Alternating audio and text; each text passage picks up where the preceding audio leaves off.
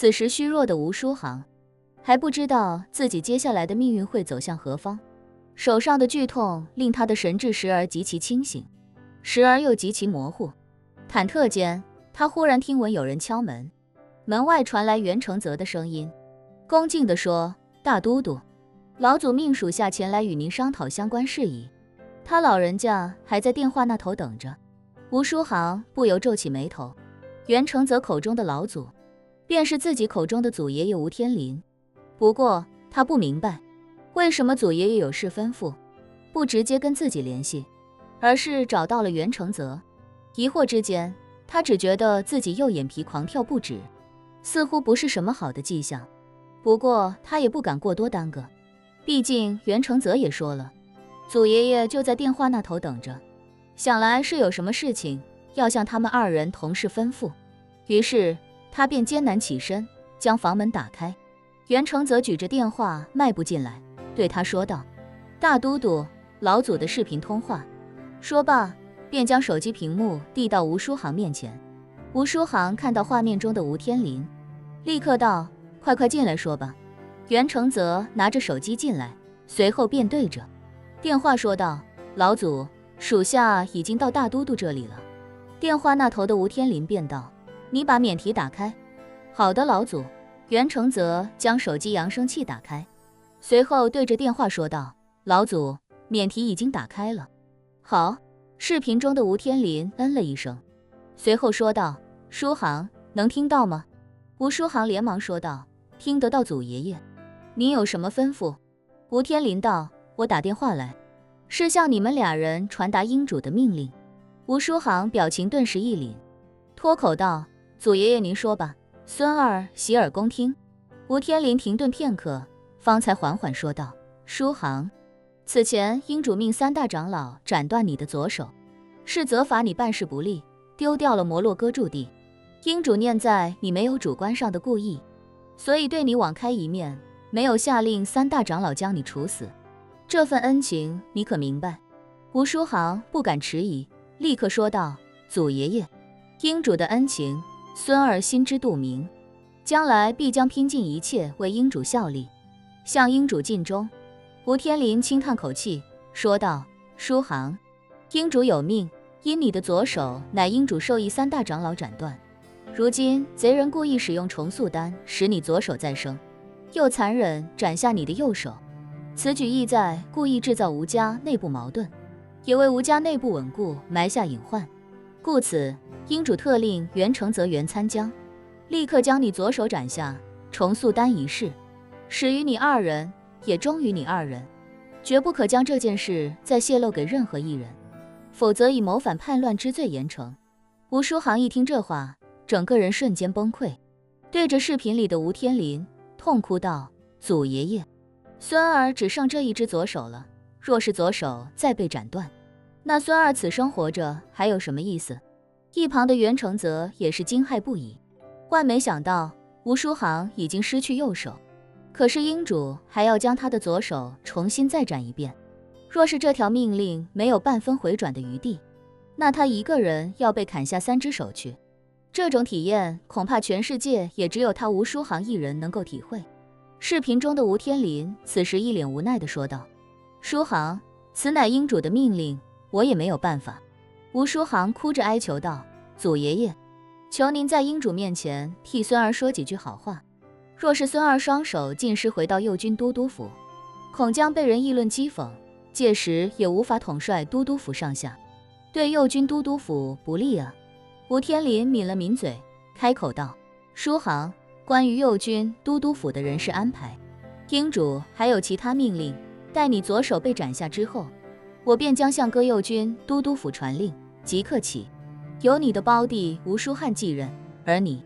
英主也是法外开恩，不再追究你的其他责任，留你的性命，让你回去和一家老小团聚。届时也将命令你的胞弟吴书翰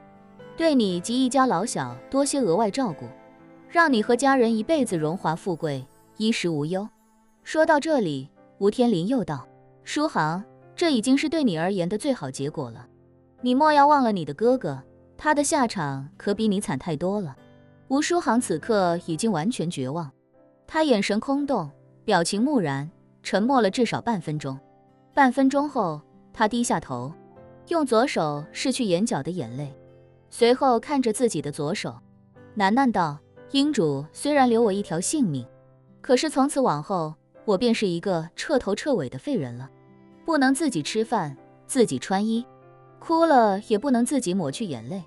甚至上厕所都不能自己擦屁股。我堂堂7尺男儿，如此活着，还不如死了。吴天林劝告道：书行，人说好死不如赖活着，这是亘古不变的道理，所以不要觉得或者不如死了。另外，我也要提醒你，死了又如何？死了，你的左手依旧保不住，它的存在就是整个破青会和吴家目前最大的隐患。吴书航听到这里，便知道颓废诉苦求饶服软都没有任何用处，自己这只左手就算是神仙来了都保不住，就算那个神秘人再给自己一颗重塑丹都没有用。吴飞燕知道的话，还会把自己的2只手再斩一遍。想到这里，吴书航瞬间打了一个哆嗦，他心想，万一那个王八蛋再来一趟，再强行往我的嘴里塞一颗重塑丹，我该怎么办？这时吴天林已经没有耐心等他表态，便开口对袁承泽说道：袁参将，英主命你将大都督的左手斩下，你必须即刻照做，我就在这里全程见证。袁承泽此时也不知如何是好，连忙看向吴书航，下意识地说道：大都督，属下。吴书航知道自己难逃此劫，便叹了口气，对他说道：既然英主命你斩，你便斩吧。袁承泽一时慌乱，支支吾吾道：大都督，属下没有趁手的刀啊，况且属下也没有3大长老那种化气为剑的实力。吴书航起身走到柜子前，将门打开后，从里面取出宋如玉的佩剑，随后将那佩剑递给袁承泽，咬牙道：就用这把剑吧，它乃英主赐给宋千世的法器，削铁如泥，你用它斩，动作麻利一些。袁承泽实属无奈，他也不知道吴书航日后会不会因此记恨自己，就算他知道自己不过是被命令所迫，不恨自己，但正常人看到一个斩断自己左手的人，也很难不产生心理不适。可是眼下他也没得选，于是便只能将长剑接过，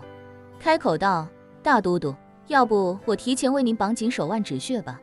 好。吴书航单手将腰带抽出，递给他道：绑吧，绑结实一点。袁承泽将长剑和手机都放在一边，用腰带将吴书航的手腕勒得紧紧的，随后拿起长剑对吴书航说道：大都督，得罪了。吴书航点点头，将手放在桌面上，随后将脸扭向一旁，眼泪狂流不止。亲手斩杀自己亲哥哥的时候，他还以为自己的机会终于来了，日后必将平步青云，飞黄腾达。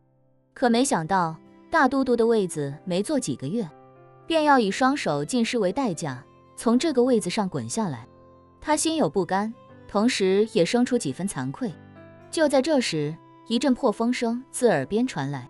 袁承泽手起剑落，直接将吴书航的左手齐根斩下。剧痛让吴书航整个人跳了起来，甩着手腕哀嚎不已。视频那头，吴天林也不禁连连叹气。袁承泽小心地将吴书航的左手包起来，问他：大都督，您的左手该如何处理？吴书航表情痛苦地说道：留着是个累赘，将它烧了吧。袁承泽忙道：那属下这就去办。说完便准备要走。这时视频那头的吴天林开口道：且慢。袁承泽忙问：老祖您有什么吩咐？吴天林开口道：袁参将，英主有命，为保护破青会的秘密不会泄露，需要你以身训会。袁承泽表情瞬间变得惨白，慌乱间，吴书航血淋淋的左手也不由从指尖滑落。他满脸崩溃地对着视频哀求道：老祖，烦请您禀明英主，属下绝不会对外说出半个字，只求英主念在属下为破青会兢兢业业奉献半生的份上，留属下一命，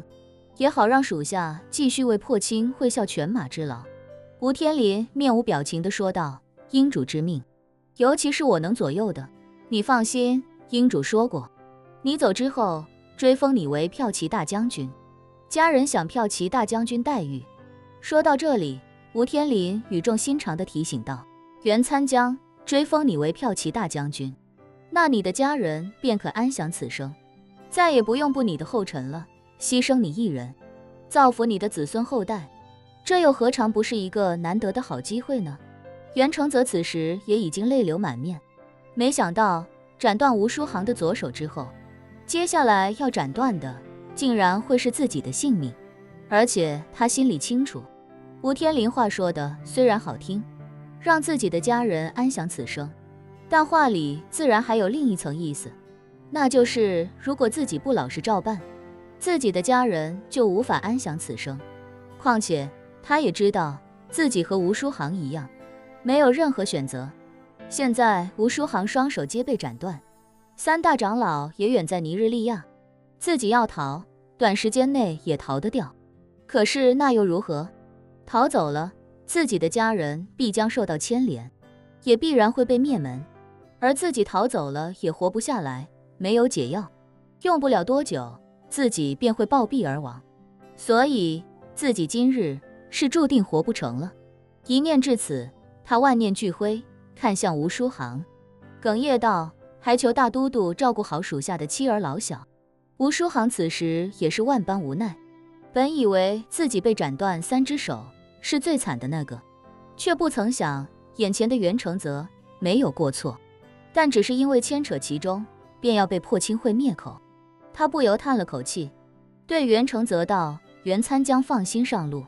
家人我会尽力照顾。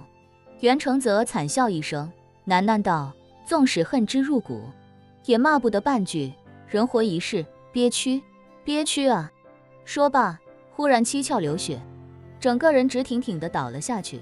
吴书航知道袁承泽说话之间已经咬碎毒牙，瞬间毙命。